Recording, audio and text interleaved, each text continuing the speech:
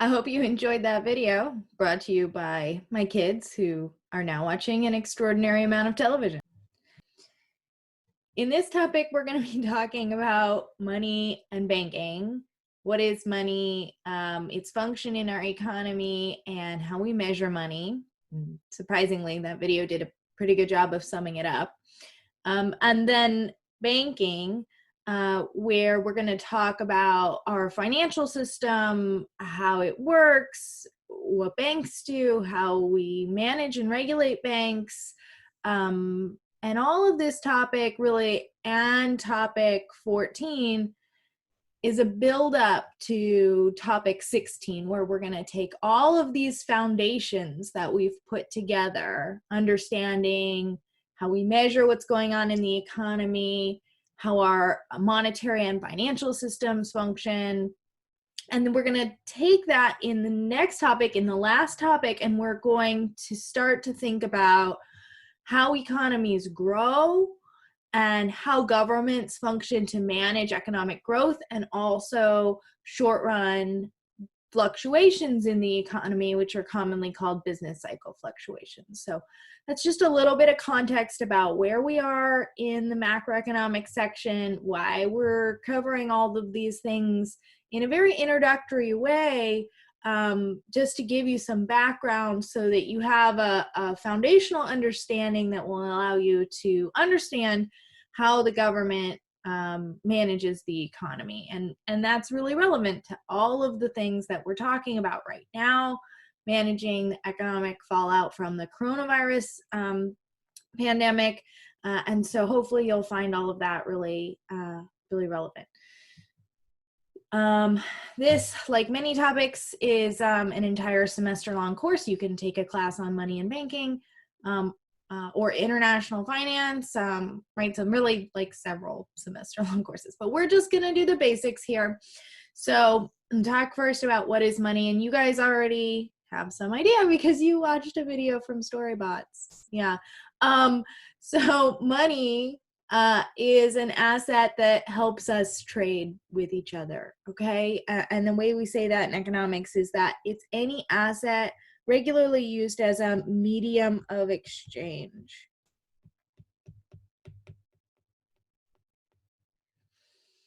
And that means, really very simply, that it helps us to facilitate trade. And we'll talk a little bit more about that here when we get into the functions of money. All three of these functions of money were mentioned in the video. And of course, the defining characteristic of money is that it is used to facilitate trade. So let's think for a minute about what that means by thinking about what trade would look like without money. So without money, trade requires what we call a coincidence of wants.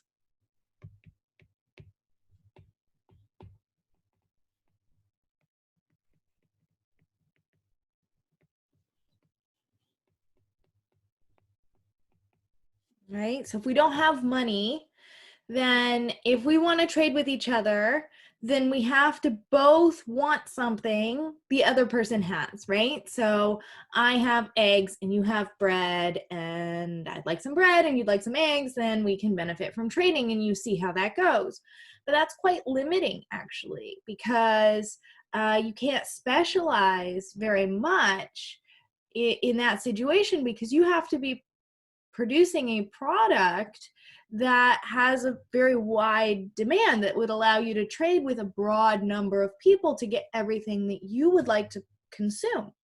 So for example, my job would not exist in that type of an economy, right? Because every time I wanted to buy a new table or go out to dinner for Thai food, I would have to find someone who had a table or had Thai food, but also wanted an economics lecture. And that's just, doesn't happen very often. So instead, because we have money that helps us trade, even when we don't have this coincidence of wants, then we can specialize more fully, right? So I can teach economics and get paid money by the university, and then I can take that money and go buy the table and buy my Thai food and be happy, right? So money allows us to trade with a greater number of people by avoiding this requirement for a coincidence of wants. Money is any asset that is used to facilitate trade. So not just when you think of money, you probably think of hard currency, right? And we're going to talk about this a little bit more when we get to liquidity. But when you think of money in your mind, you probably think of like coins and bills. And we want to make a distinction between currency and money. So dollar bills and coins are currency, and money is any asset that is used to facilitate trade. And so you may see in situations where you have a shortage of currency, you may see other types of assets being used as money. So for example, in prison, you might see food or cigarettes being used as money. You might see in countries that have currency crisis like Venezuela, right? We have a lot of bartering. We have this trade based on a coincidence of wants, but we might also see other types of assets being used as money. All right, good. So this means that it is used to facilitate trade, and that allows us to trade with more people, which allows for greater specialization. And of course, specialization increases our production possibilities, allowing us to produce more and therefore consume more. But that's not the only function of money. Money also has other functions within our society, very important functions. So the next two are that it serves as a unit of account and also a store of value. Okay, so a unit of account basically means that it just helps us compare the value of different things across products or across time, right? It helps us keep track and compare values, right? Money helps us measure value. Yeah, it's going to be stuck in my head. So this is useful because like it's easy for me, right, using money to compare the value of like a chicken and a car, right? Otherwise, if I asked you, how many chickens does it take to buy a car? It would be very difficult to answer that question.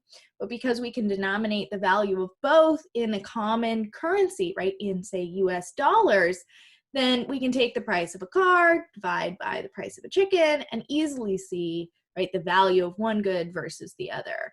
And chickens and cars is kind of random, but you can see how this is helpful when you go to the grocery store and you're trying to compare the value of different products. It also helps us to compare values over time, right? So like if you owe somebody a chicken, right, and you have to pay them back, like you can track that value over time and say, okay, well, a chicken today is worth, 10% more than when I gave you one, so you owe me, right, this much more, right? So it allows us to keep track and compare values both across goods and over time. It helps us keep track of debts as well. And the last one also has to do with comparing, storing value over time, right? We can save money. We can save money. We don't have to spend all of our money at once. We can save it for later. And this is a really important function of money within our economy. We're going to talk a lot more in the banking section about how this savings and borrowing works.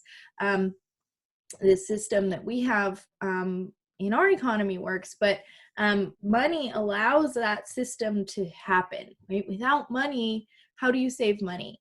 How do you save consumption value for later without money is what I mean to say. And you can, right? Of course you can. buy durable assets, right? So like I say have a subsistence farm and I have a big crop this year, I can preserve some of those assets. I could trade some of those assets for something that's more durable, right? Like I could build onto my house, I could buy a cow, I could do something like that, right? Something that lasts. A durable good is something that lasts a long time. But of course, these types of assets tend to depreciate, right? Like you buy a car lasts a long time, but it decreases in value over time because it gets old, right? And so these types of saving mechanisms are not as good as the types of mechanisms we have because we have access to a savings account, right? Or an investment account that's actually going to increase in value over time rather than decrease in value over time. All right, so this allows or increases our ability to save money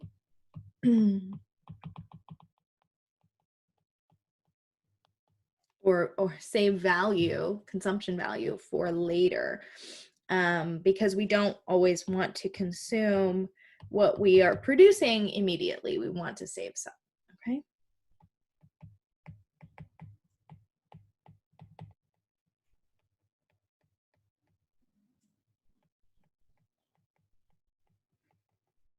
Okay.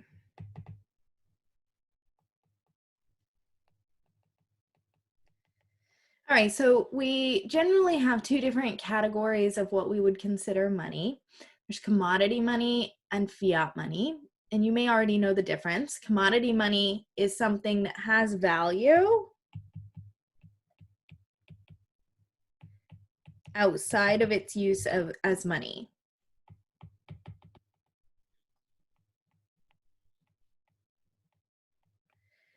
So for example, shells, right? Or gold, or can be used to make jewelry, right? Or cigarettes in a jail or something like that. Those are all examples of commodity money.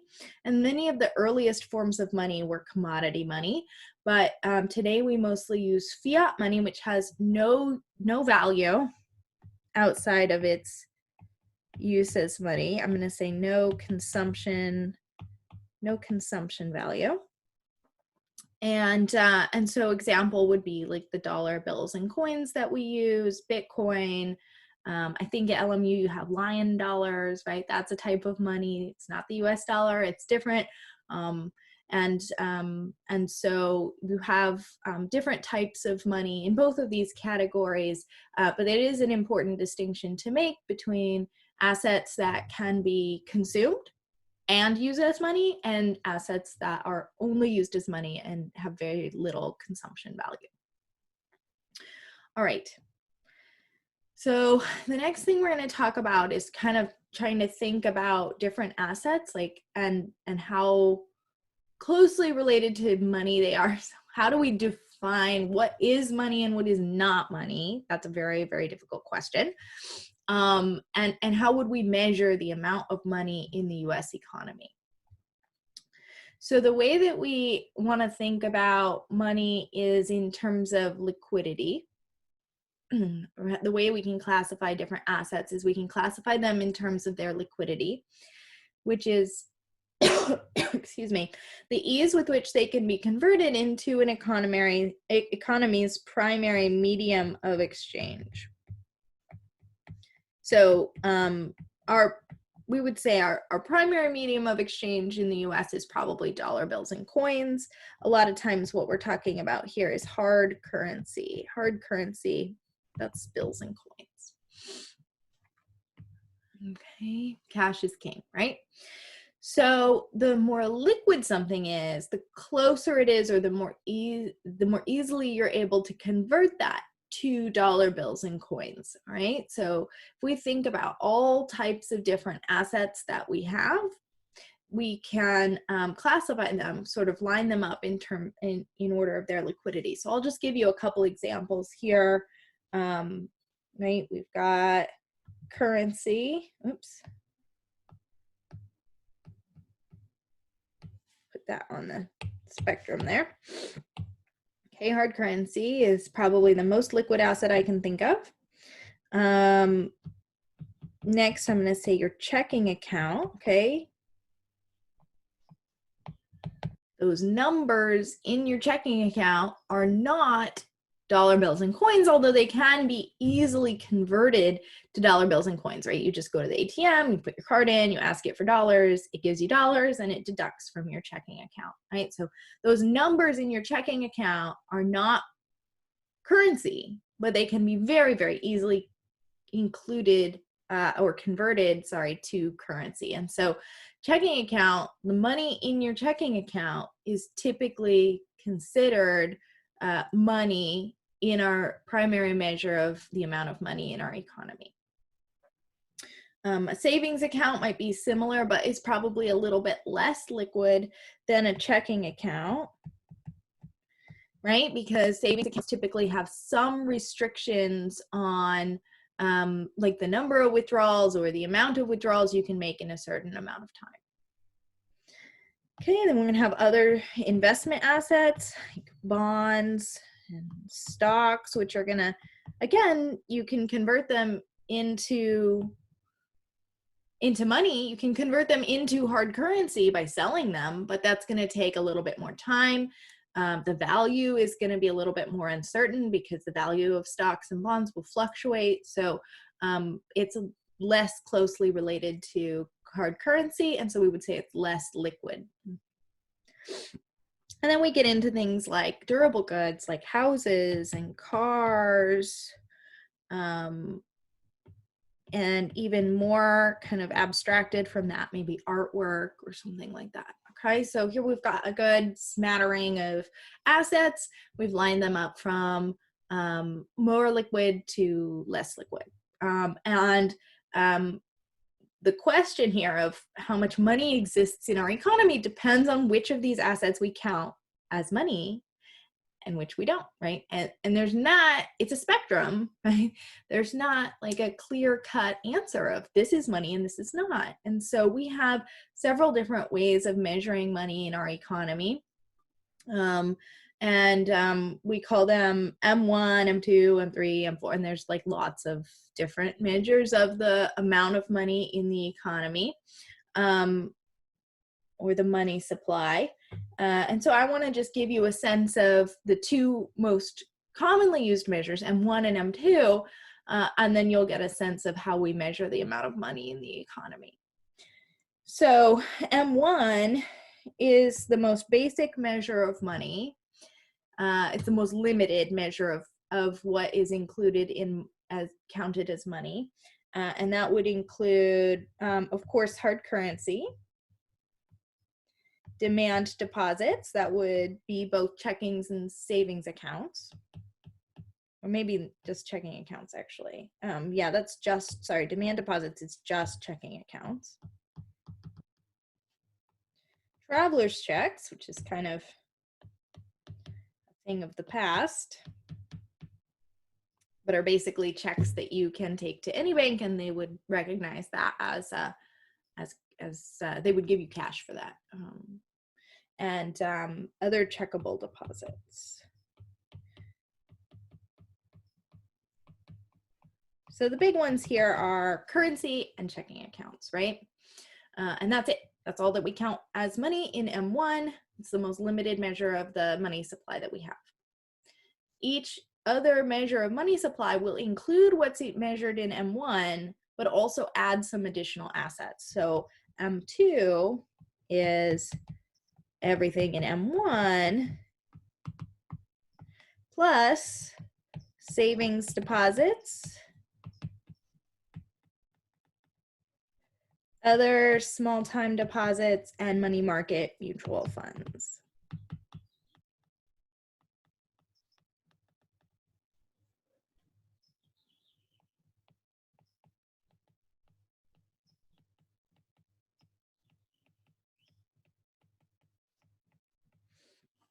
All right, so here we have some, everything that's in M1, hard currency, checking deposits. We also have savings deposits. So like your savings account at the bank, you earn some interest, but it has a few more restrictions about how often you can take money out. And money market mutual funds, which is a very, very liquid investment mechanism. So again, you're going to earn a tiny bit of interest. There's going to be some restrictions on how often you can take it out, but it's pretty easy to get money out very quickly, and the value is pretty stable. So then M3 would be everything in M1 and M2, right? Everything in M2 plus some other assets. And so you can see that as we go, we have lots of different definitions of what counts as money, each one kind of inclusive of the last, more inclusive than the last. So good. All right, so we've talked a little bit about what money is, how we define money, how we measure money, how money helps us, what is the function of money in our economy, and we're going to turn next to banking. So what I want you to do next is I actually want you to watch a couple videos. There'll be several videos in this topic and then probably fewer in the next topic, videos that are not me. So I want you to watch the savings and borrowing video and then fill out this part of the worksheet. And then I want you to go on and watch, and you'll be able to fill out this graph as well, watching the savings and borrowing video.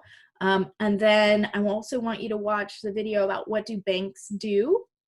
And then we'll come back together to talk about a little bit about that, but mostly we'll move on to talk about our fractional reserve banking system and the Federal Reserve System. All right, good. So go watch those videos and I'll see you in a couple.